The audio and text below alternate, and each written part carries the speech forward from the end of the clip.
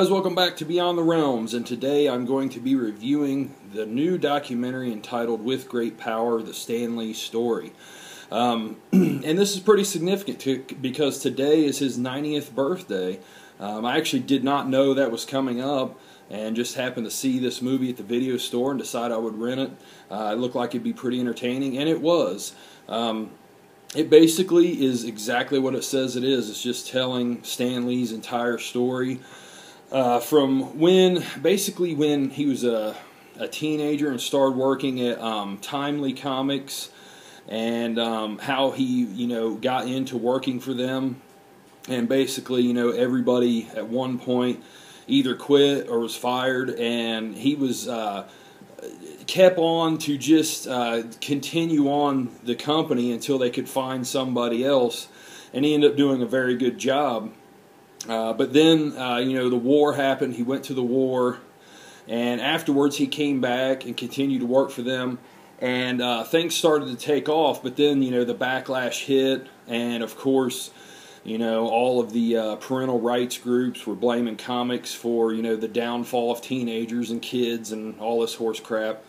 And, it's pretty cool because it shows how comics almost were obliterated. And then around 1961, they started up Marvel Comics, and Stan Lee just went crazy with creating new characters. The Fantastic Four, Incredible Hulk, Thor, Iron Man, Spider-Man, and on and on and on. From like 61 to 65 was just probably the most creative period of Stan Lee's life, and everybody knows him basically from that period of his life. And then it goes all the way up through some of the 90s comic book movies that were failures, and how he talks about how the comic book guys were pretty disappointed in him too, because they didn't convey the type of characters that they wanted them to be. And, it shows stuff like the Punisher. It shows the Fantastic Four. Or what is it? Not the Fantastic Four.